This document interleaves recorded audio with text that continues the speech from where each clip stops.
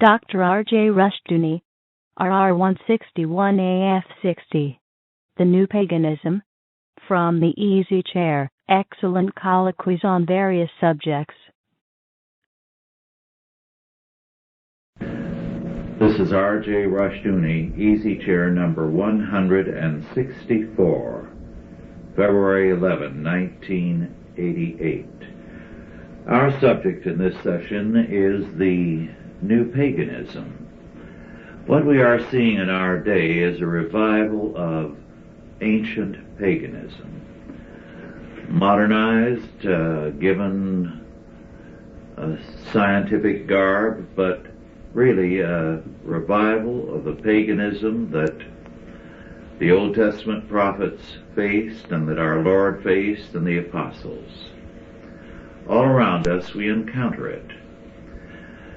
Its characteristic plan of salvation is one through the state or by man himself in some fashion or other. But the one thing it hates for sure is anything that smacks of the God of Scripture and of Jesus Christ. At this point, one of the things I have found all over the country is that the conservatives will feel closer to the liberals than they will to a Christian. And that the conservatives will even feel closer on occasion, if you get their dander up, to a Marxist than they will to a Christian. All of them are united in their hatred of Christianity, because to them this is the ultimate insult to man, that he needs salvation, or that there is a Christ whose atonement alone can save him.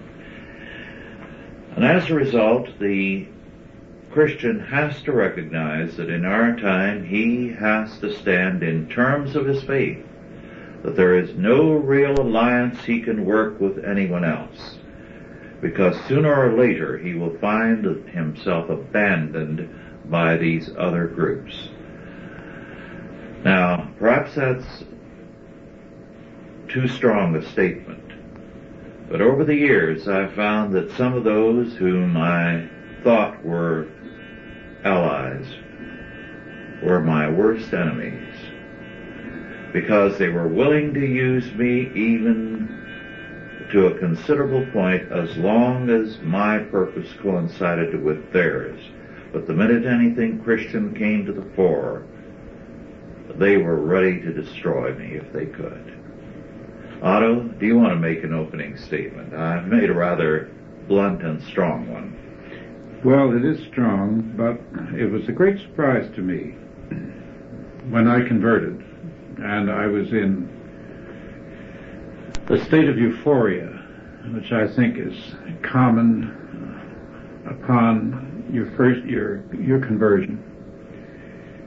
And I had an office in downtown San Diego. And I bought a small cross, lapel cross, and put it in my lapel. And I was astonished at the reaction that aroused everywhere I went. I got hard looks in the most unexpected quarters. And I went in to buy something, and they thought I was a minister. Only a minister would carry an emblem of that sort.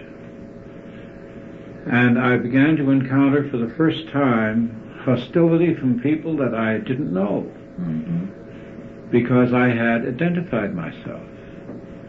And it was the beginning of the realization that there are a tremendous number of Americans who literally hate Christianity. Yes, and as you've pointed out, and as I have also known and had reported to me, priests no longer wear clerical garb in public in many, many parts of the United States and abroad, because it's not safe. They're attacked. Yes. And yet they act as though we are persecuting them. Well, we're persecuting the non-Christians, and we're persecuting the anti-Christians. it is discriminatory for a Christian to say that he knows the truth. Yes.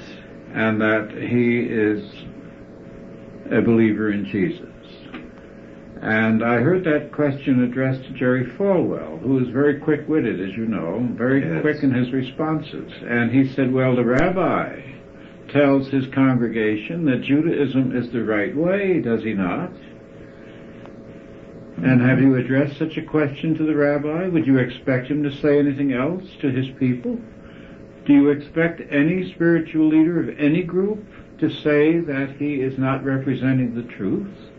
In what way is Christianity doing something unusual and offensive? Yes, and of course the only approach to take with such people is the offensive. Like John Lofton remarking to one person who said, you think you know the truth, don't you? And he said, yes. It's too bad you don't. Do you want to hear it? So we have to be unashamed of our position and unafraid to confront these people.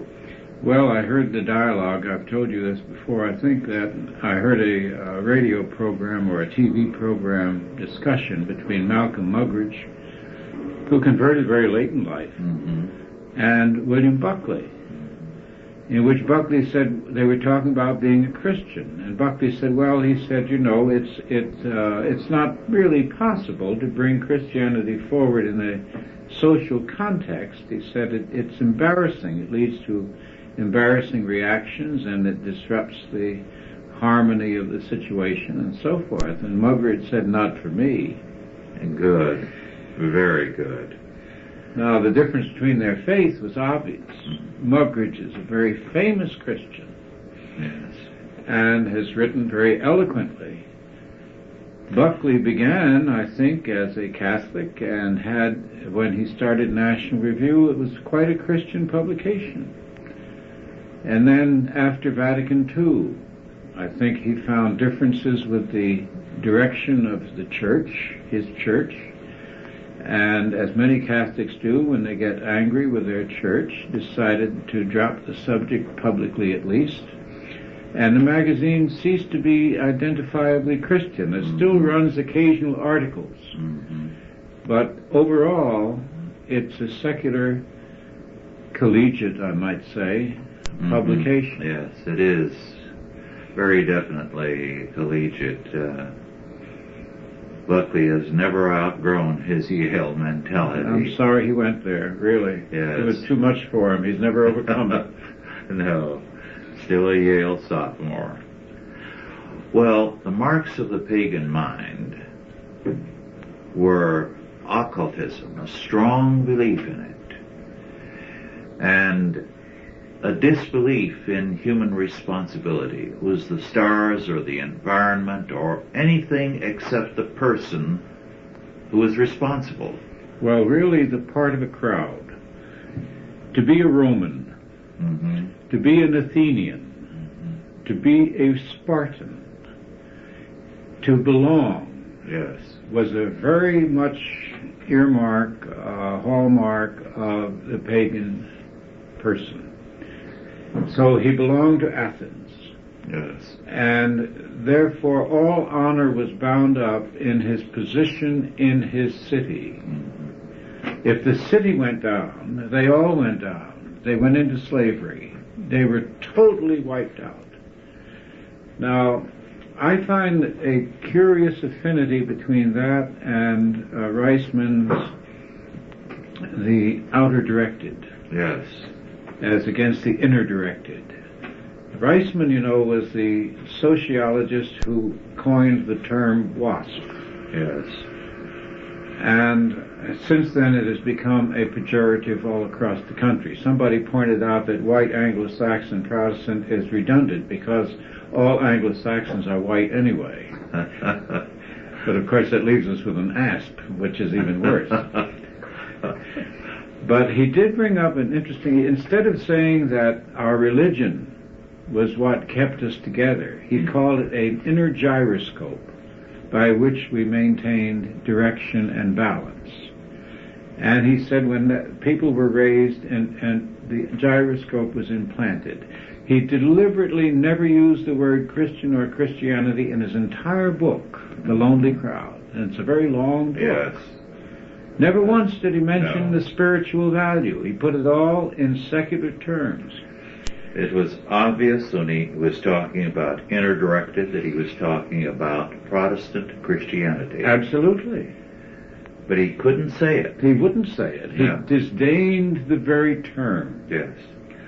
And then he said the outer-directed, which he called the modern, incoming, emerging generation, and I think he was right, because if I remember correctly, this was in the 50s that he wrote The Lonely Crowd. The outer-directed wants to fit in the crowd, wants to be a peer among peers, and they teach this now in schools. A child who comes in and isn't social, who would prefer to sit and read, for instance, like you and I probably did, like I did at any rate. And I'd play baseball, and I'd do anything else, but I also wanted my time alone, and I wanted my books. And there were times when I didn't want to join the game. Well, that would be given me today, a child like that would get a bad mark because he didn't participate. Participation becomes important. So this is really a recreation of the pagan mores, the pagan customs. About 18 years ago, I was at a conference at a college, a highly respected one, and except for myself, the others were professors. And in this symposium, and some of them were exclusively involved with graduate schools, I spoke of the state, the modern state, as a substitute form of religion and as a substitute for God. I contrasted salvation by the state and the state's program of cradle-to-grave security and so on with faith in God and Jesus Christ. And I mentioned Jesus Christ. And a professor at one of the most important single schools in the United States, who was one of the other speakers, followed me on the platform and expressed his shock and dismay and disgust that in an intellectual community the name of Christ was mentioned. That was an insult to the intelligence of man. Now, he gave a very superficial talk. Not much preparation, because he felt that any word that came from him was to be received with awe. This was one of the men who in those days, I believe he's now dead, was internationally considered one of the greatest of the conservative scholars. And he was almost insane on the subject of Christ. I'm glad to say that another professor who was only vaguely related to a church was outraged by what he had to say, and when he succeeded him, he ticked him off. In no uncertain terms, rather bluntly. Well, the great lure of the pagan culture for the men of the Renaissance and for the men of the Enlightenment and for the men of Victorian England was the license that it presumably provided. But what they overlooked was that there was a very tight corset applied in the pagan world. There was no liberty in the modern sense at all. There was no liberty to dissent. Irving Stone, I.F. Stone, the famous radical whose newsletter you and I remember, great rabble-rouser, has spent the last 15 or 20 years studying ancient Greek and has written on the trial of Socrates. And according to the reviews, I haven't read the book, according to the reviews, he feels that Socrates was quite legitimately put to death because Socrates was against the democratic ideal. Now, I think this is very amusing, because to associate Athens with democracy is to overlook an awful lot. Yes. Or the fact that the trial of Socrates was on the charge that he corrupted youth. And how did he corrupt them? He was a sodomite. They won't say that, because that would be horrible to tell the truth about Socrates. That's right. And he was, don't forget, living during that period in which Athens was making the turn into perversion. Yes. From the old days when sodomy was a capital crime. Yes. But the ancients had a code of honor. They had rules.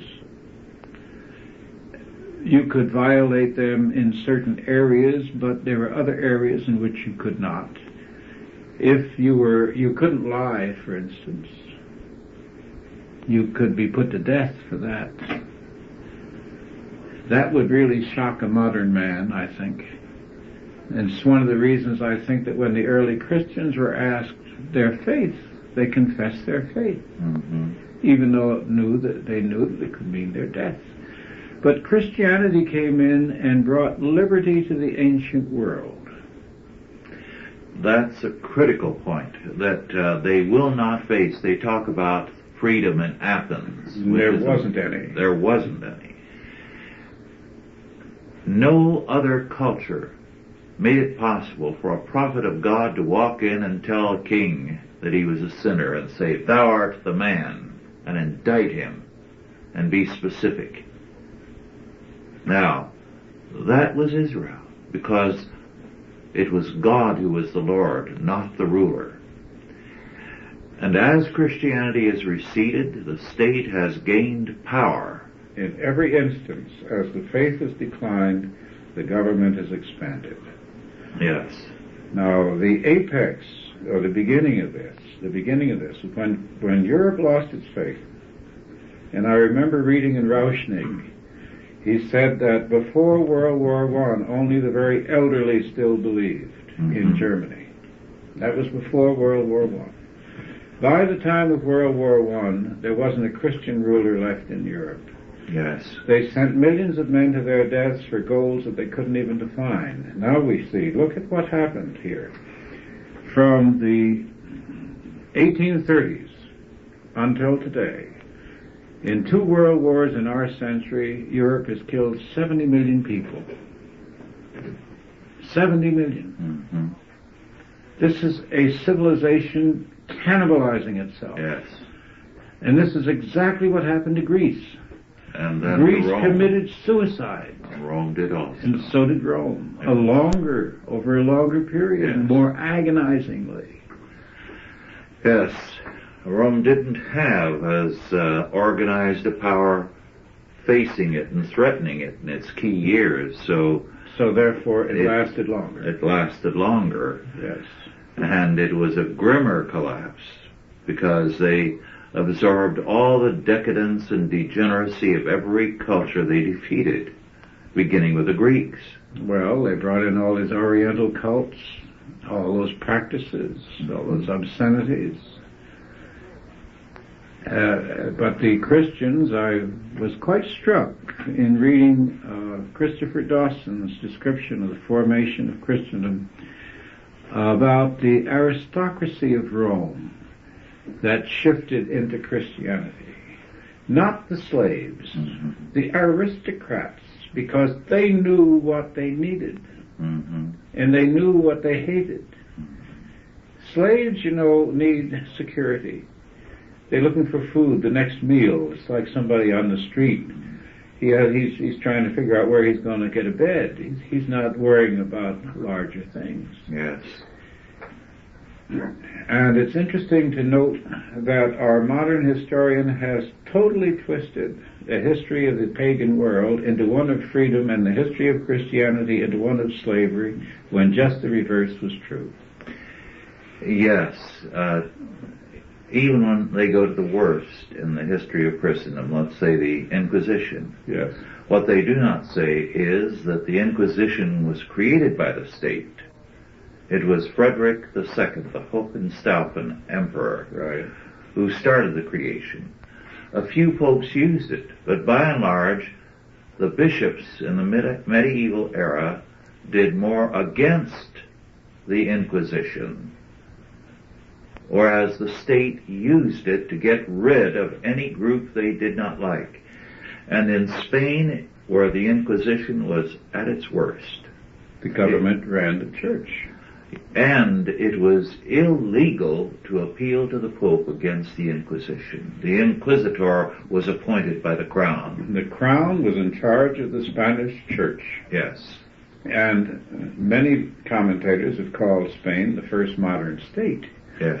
because it was a totalitarian state. You couldn't dissent intellectually. Yet, they kill less people in the Inquisition in its whole course Yes. than we see murdered every year in Detroit alone. Yes. But you don't hear about that. And how many raging, indignant editorials appear about the murders of Detroit? Never a one. Never a one. Well, of course, they're not in the name of religion. Yes. Therefore, there's no sense getting indignant about them. That's right. They're just simple crime. Mm-hmm. And what they're now doing, because it's clear that the facts are against them, they're going back and reinventing the past. Oh, yes. Supposedly 30 million witches were burned in the late Middle Ages and early modern era. There weren't that many people in Europe. And supposedly there were 15 million people in Mexico and what is now the United States, Indians that were massacred. Nonsense. All invented.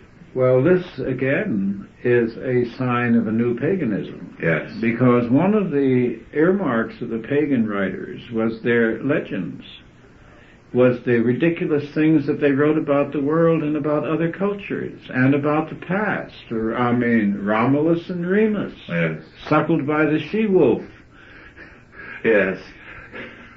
I saw an interesting cartoon this past week of Romulus and Remus, and one saying to the other as this she-wolf was there with a leash in her mouth, one saying to the other, "It's your turn to take Mom for her walk." Oh, dear. Oh, my.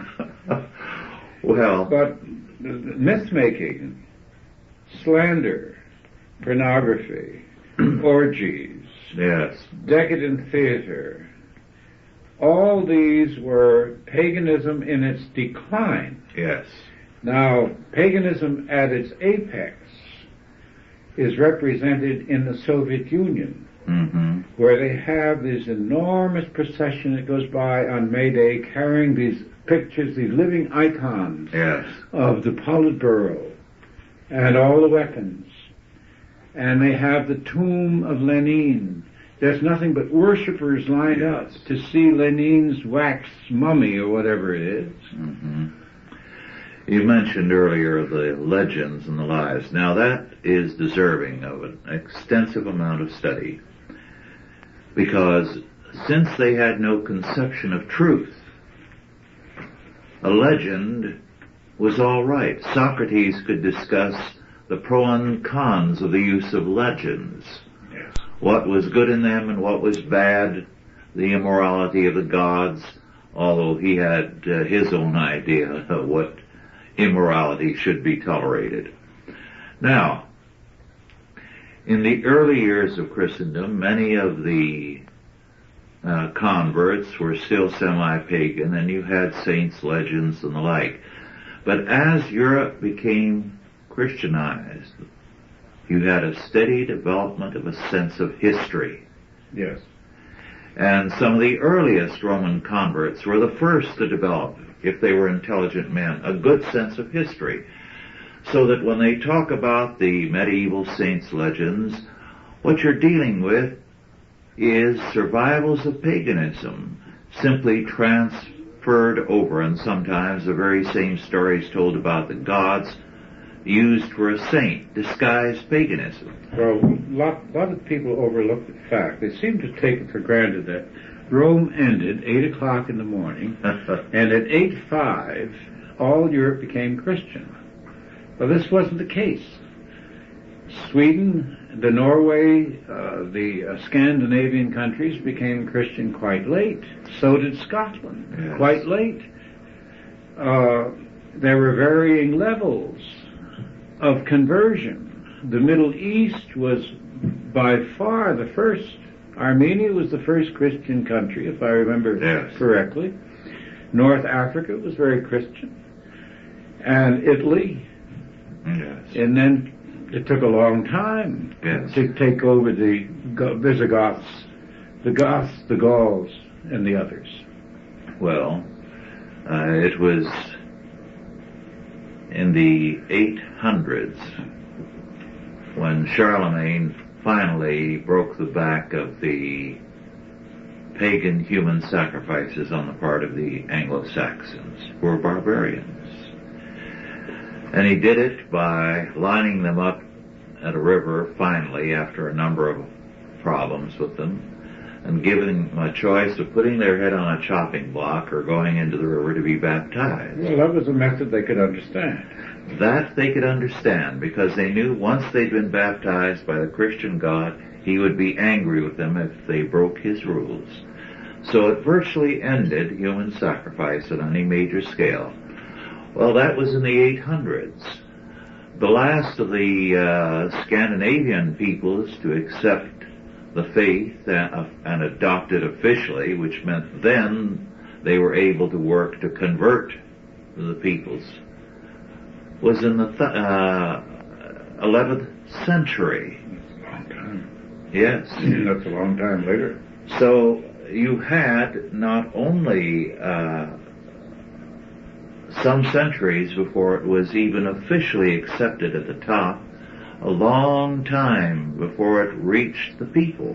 Well, I mentioned to you, I think, Eva Thompson's book on the Holy Fools of Russia. Yes. Now, and I've read it since you gave me a copy. You remember that she said, we always thought they were Christians, Christian fools, but they were not.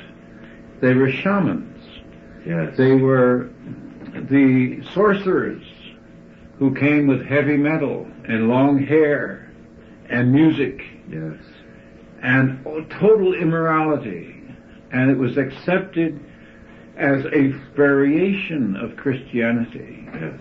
Therefore, the whole Russian Christian or church was tainted by these individuals.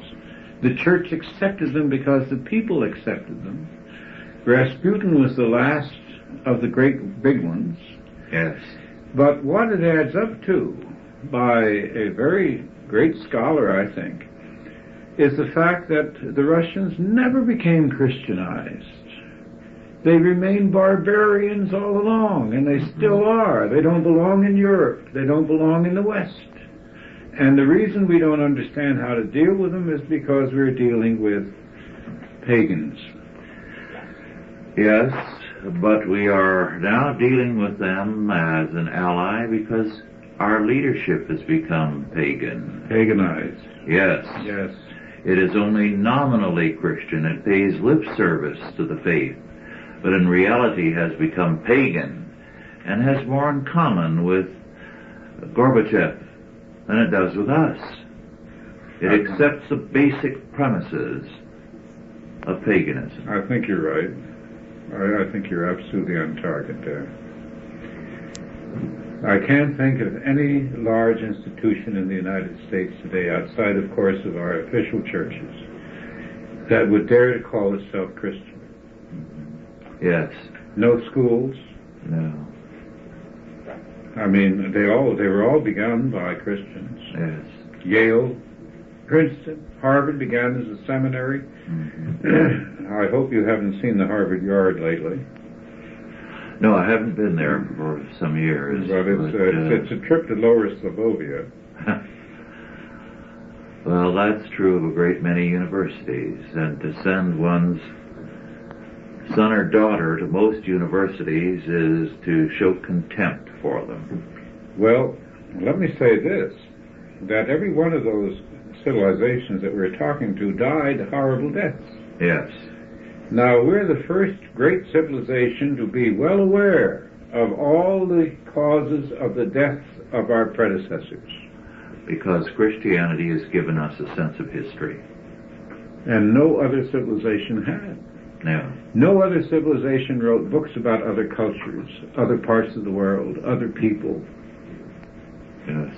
In the last century, as Western Europe began to move away from the Christian faith, it moved very emphatically into a worship of things Greek, of ancient Greece and of Greek culture. And it began to treat any relic of Greece as though it were an icon that ought to be worshipped. One of the remarkable works of the last century was a multi-volume history of Greece by Grote, G-R-O-T-E. Grote was a Church of England rector, although primarily a political clergyman, one of the liberals of the day. And he wrote a worshipful history of Greece. I've forgotten. I have it, but I haven't looked at it for about 10 years or more. 6 to 12 volumes, something like that.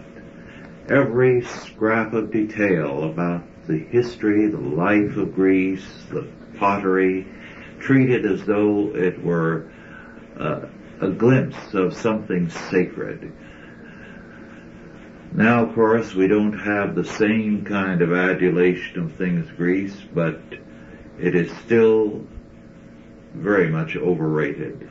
And it's dangerous sometimes to criticize anything of classical Greece. I ran into that. I remember speaking at Rockford College some years ago, and I mentioned the Greeks in passing. I called them elegant barbarians, men from nowhere. Mm-hmm. And I got an angry 3-page, single-spaced, typewritten letter from a Herr Professor in Switzerland.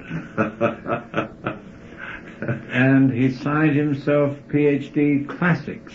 And he went on at great length at how ignorant I was and what a disgrace it was to Rockford to have a man like me speaking at all. Mm-hmm. Well, you see that anytime you criticize the Greeks in some quarters, you get protests. And the interesting thing is that when they talk about the Greek thinkers, they're talking about them seen through the eyes of 20 centuries of Christendom. Yes. I think one of the things that to me, some few years back, it was particularly revelatory, was to sit down and read through Aristotle.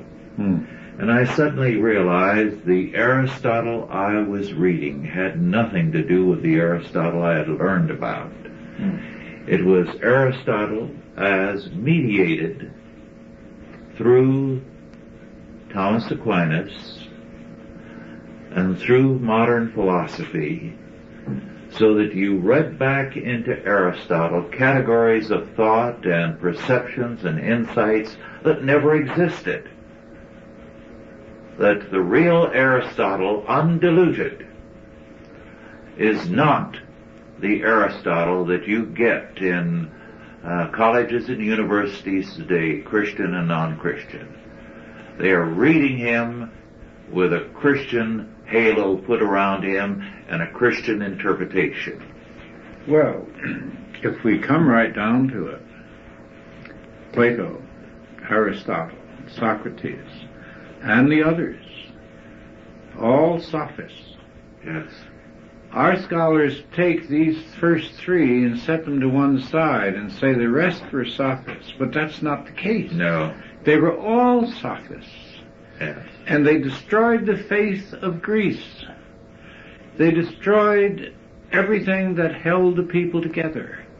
And that was the decline of that civilization. And their pupils ranged from the 30 tyrants of Greece to Alexander.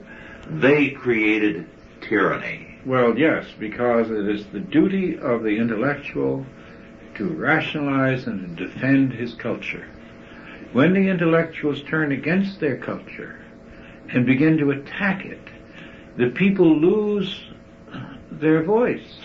And they provide a philosophy for elitist power. All right. They open the gate then to tyranny. Yes, in the exactly. real sense. Yes. Now, when the Christian intellectuals turned against Christianity, they used all the weapons of the sophists. Mm-hmm. They used the arguments of the sophists. And they hid from the people the arguments of the early Christians who overcame the sophists. Mm-hmm. That's why I think it's particularly interesting that a study that one of our own staff, Dr. David Estrada y Herrero, up in Spain, has been doing is so important. Because Aquinas was assigned to the task of making Aristotle Christian, as it were. And when he died, he was working on a commentary on Romans, which anticipated to a great extent what Luther later wrote. And that's why he spoke of his other Aristotelian type writings as works of straw. Well, look at the way our schools have operated. They go from Athens in the 5th century to Rome, and then in a leap into the age of the Enlightenment. Yes. Never are the Christian centuries described, nor the Christian thinkers, nor the Christian developers. Yet the greatest civilization the world has ever seen arose out of the ashes of Rome, far exceeding anything that all the pagans put together had ever been able to produce. And it brought more liberty, more diversity, more variety than any civilization in history. For one, it wasn't a centralized civilization. It was diverse. It was the one and the many. Yes. And none of this is taught. No. All we've done is to bomb cathedrals or pollute them, as Westminster Abbey has been polluted with some people buried there. Oh, yes. Yeah, well, now, of course, to be buried in Westminster Abbey, Mohammedans will be interred there any minute. Yes. Why not? Why not? They're just as good as anybody else. And although that's not the issue, the issue is that it's a Christian cathedral. Yes. The issue isn't equality. When Christians say that they're Christians, they're not against equality, because Christianity recognizes the equality of all men. But they're simply saying that they're believers in Jesus Christ. Yes. Well, the new paganism is now faltering badly, because it is suicidal, as it has always been. It has destroyed every culture. When man exalts himself and makes himself his own God, he separates himself from others. And he becomes very unhappy. Yes. As Sartre said once, that God was not a problem to him, but his neighbor was. Because since Sartre saw himself as God, his neighbor had to be the devil. And that was good logic. There was a photograph, a series of photographs in Life magazine many years ago, showed a bunch of people, different people, standing on the street curbs. Most tragic looks, most awful looking, hopeless faces. And it said, who are these people and what are they doing? You know, there were people in New York who were waiting for the light to change. And there wasn't a smile in the carload. Well, if I lived in New York, I would not smile. Well, if you did, you might get arrested. They'd think that you were out of your mind. But we have an unhappy culture. Yes. And people say, well, why are we unhappy? Well, of course, if you're empty, if you have no direction. Tom Wolfe's book, A Bonfire of the Vanities, has sold over 500,000 copies in the first 3 months of publication, mostly by word of mouth, and it's being misreviewed across the country by people who keep telling us the plot, which is ridiculous. The plot is merely an excuse to describe the despair, the pointlessness, the emptiness of modern life. That's all the book is about. He doesn't have to say, is there anything else? Because when you finish the book, you know there has to be something else, because the society he portrays cannot survive. Yes. Well, fortunately for us, we do have Christianity. We have 200 centuries behind us, and we know that it will survive. Yes. And Christians are the only people who can look bad news in the face. In fact, recognize that behind it is the hand of God, and therefore the bad news means that judgment is underway and they're going to triumph. Well, if they triumphed in Rome, why can't they triumph today? Right. Rome was much stronger. The Christians were much fewer. We have all these centuries of experience behind us. We have all these arguments. We have all these proofs, all these evidences. Well, we're seeing the death throes of paganism, the new paganism all around us. Well, AIDS is one result. Yes. What a wonderful consequence. Yes. Here we have all these social sciences, a term that's always made me smile. They're neither social nor scientific. And we look at the results.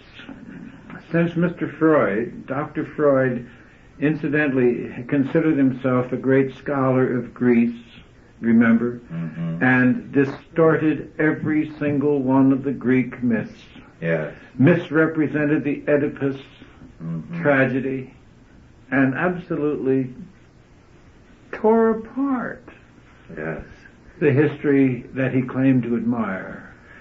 The interesting thing is that Freud said the three great humanists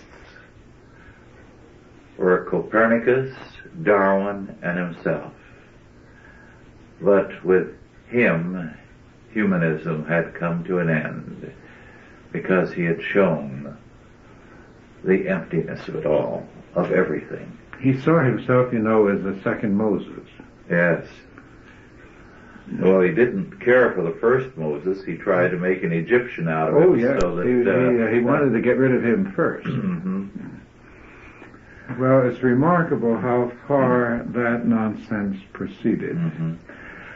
Well, Freud actually recognized that in the face of a world that was strictly bad news, the Christians were happy.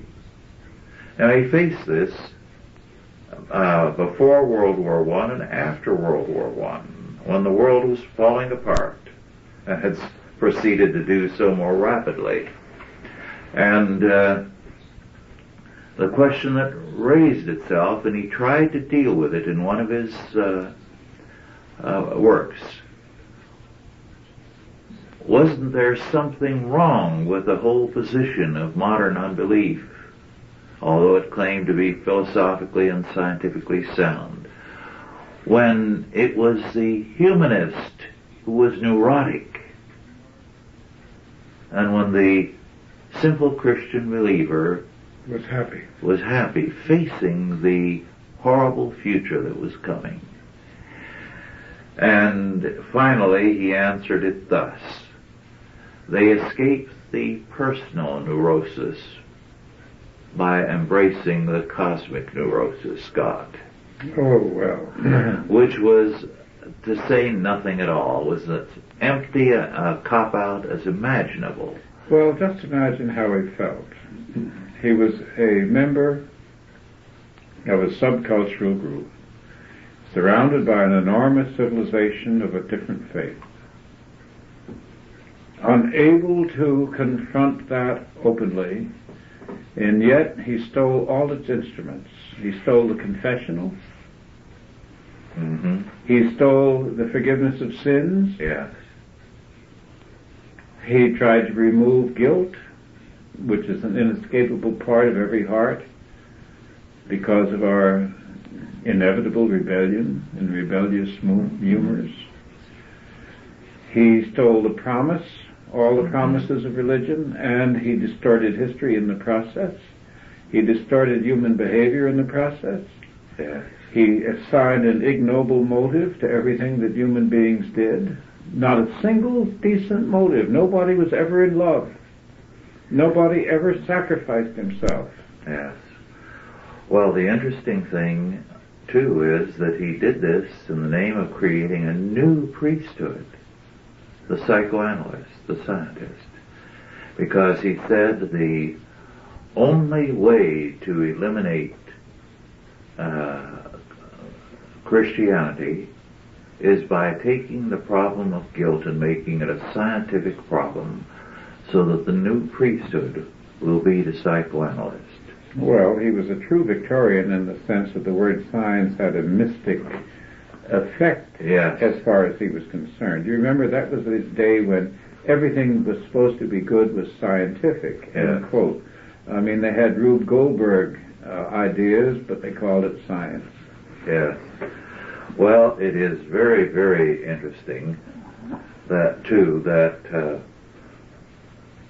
Freud knew he was creating a synthetic Christianity, or rather a substitute for Christianity. There was an anti-Christian bent to his efforts, yes, which was quite clear, and you didn't have to be much of an analyst to see it. That's right. Now, of course, Freudianism is in disrepute increasingly. One of the few good things the feminists did was to go after Freud. Yes. On the other hand, they have substituted another meaningless word, therapy. Yes. So I read Ann Landers and the others. It's always very amusing. I always read Letters to the Lovelorn because they're both feminists and therapists. They're always sending people to the therapist. They always need therapy. Yes. And nobody ever seems to take the time to track those who go get the therapy and what happens to them. Yes, one European scholar did. And what he found out was there was a far greater rate of recovery if you did not go to a therapist. The therapist impeded recovery because basic to modern psychotherapy is the feeling that the belief, the scientific belief ostensibly, that not you, but the environment is responsible. And that's the essence of old paganism. Well, the stars, or your ancestors, your father or mother, or the gods, somebody else did it to you. Well, yes, you were Freud said your parents. Yes. And of course that meant that their parents, and so forth, all the way back. Yes. So really nobody was responsible for anything. Rousseau and the criminal society and the innocent person. Mm-hmm. But paganism is a deadly disease which I think the Italians contracted in the 15th century. Yes. It destroyed Italy, which has never come back as a nation since. Mm-hmm. Despite Garibaldi, despite putting it together on paper, it is still, you ask an Italian where he's from, he'll say Roma, Genova. He will never say Italy. Mm-hmm. There is no such place. And it is in the process of reducing our world. Paganism, the Soviets are pagans. Africa, of course, is in a syncretic position, part pagan, part Christian, part ancient cults of its own. And here, what can we say about the Christian community of the United States? It is one of the few parts of the world where the Christian community has a potential, if it will confront issues, if it will wake up to its responsibility. It's the only place where numerically a sizable proportion of the population will declare themselves to be Christian. So we're still unusual in that respect. Yes, and also the base, unbelievably coarse and sadistic attitudes and behavior of the non-Christians and the anti-Christians are making the Christians of the United States stronger every year. Yes, exactly. So, when we see these problems, we have to rejoice because the Bible requires us to, because our deliverance is near. What Van Til calls epistemological self-consciousness is setting in. What these people are doing as they blame the parents, the grandparents, and so on, or child psychology, animal psychology, and so on. Van Til had an excellent term for it all. Integration into the void. Integration backward into the void. I remember that exchange between James Agee, the critic, who died of a heart attack in a taxi cab in New York, had a conversion just before, not too long before he died. I didn't know that. Yes, he converted.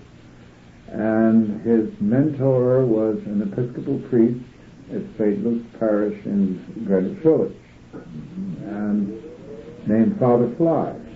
Strange name, English, I guess. And at one point, Agee wrote to Father Fly, he said, I seem to find more things wrong with people today than I used to before I converted. What is happening to me? Why have I become suddenly so critical? And the priest wrote back, as you grow in spiritual strength, the signs of spiritual sickness become more evident to you. Very good. Very good. Yes. And that's why many Christians find themselves heartsick. As C.S. Lewis said, the morning after his conversion, he was the sorriest man in all of England. I know exactly how he felt. Because he suddenly saw the responsibility, the enormity of the problem, of the evil all around us. And that's a part of the process of maturing as a Christian, which too many are unwilling to face. Well, there's the point also that conversion doesn't come at the end of a long, happy experience. It comes as a result of a walk through the desert. Yes.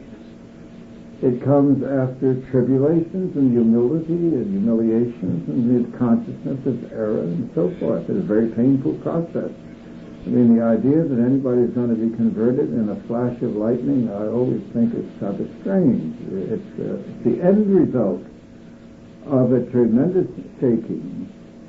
And then, I think it was Lewis also who said, God acts as though, okay, I've got you, now you stand to one side, and he throws goodies to the next crowd.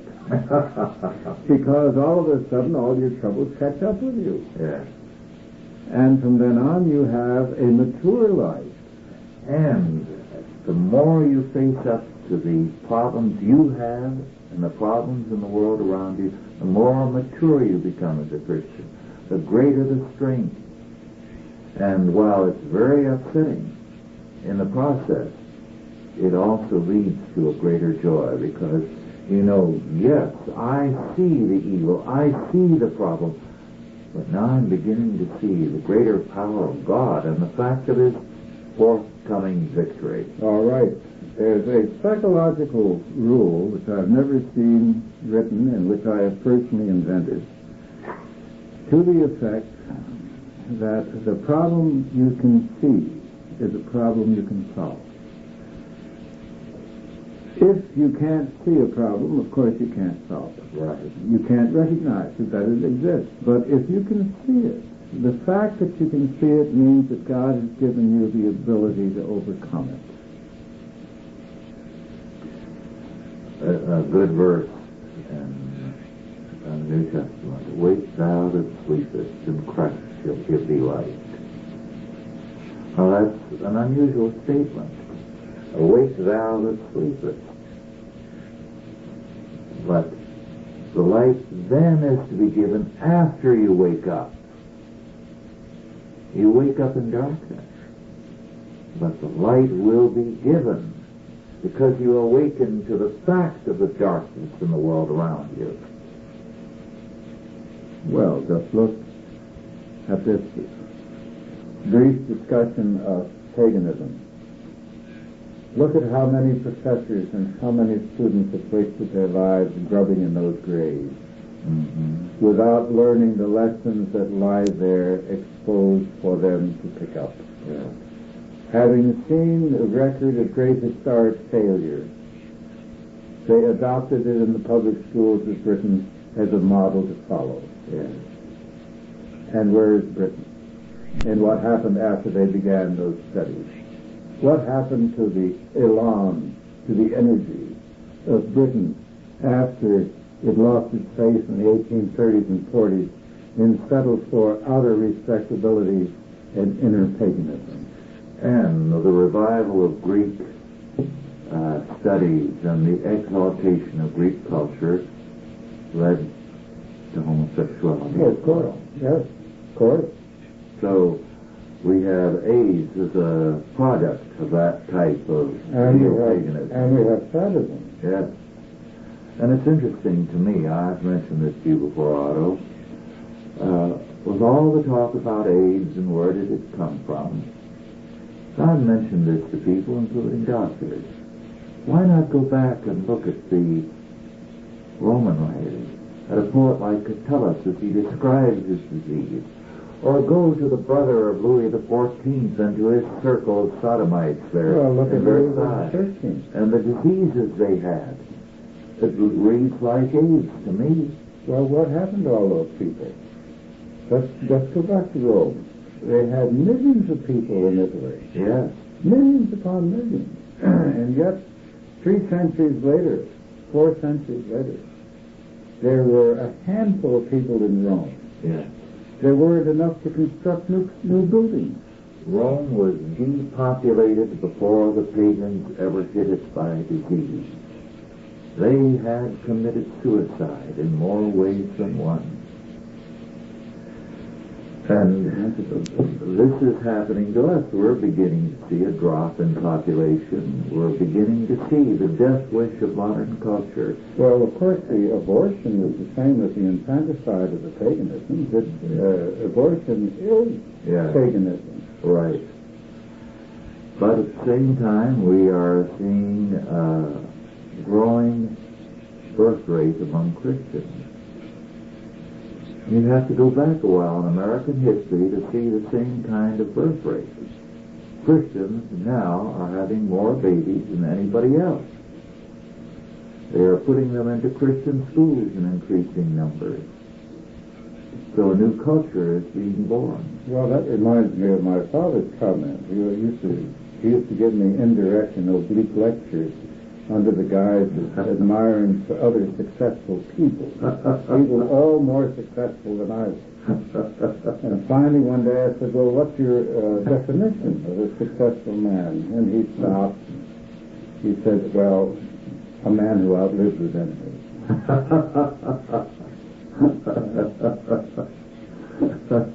And you remind me of that when you talk about Christians beginning to repopulate. Yes. Well, it won't be the first time it's happened, because the only ones with the cultural energy to rebuild when Rome collapsed were the Christians. Well, of course, and the only ones that had any reason. Yes. Why struggle if there is no goal? The others were looking backward at what Rome had been, and the Christians were glad for an opportunity to rebuild. They took a beating, they had some losses, But now they could rebuild. So they were the ones who commanded the future. Well, of course, the Christians are the only ones who believe in the future. Yes. If you take the pagan Jews, there is nothing between you and the void. Mm-hmm. The world ends when you die. Yes. That's it.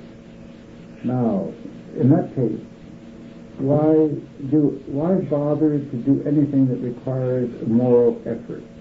It's like Keynes when he was asked, what about the future given his economic premises? And he said, in the long run, we are all dead. Well, as Dennis Peacock pointed out, he represented a class that doesn't believe in the future because it doesn't propagate. Yes. Yes. Homosexuality is a vote against life. Yes. And when you vote against life, God takes you seriously. Of course. He gives you what you ask for. Yes.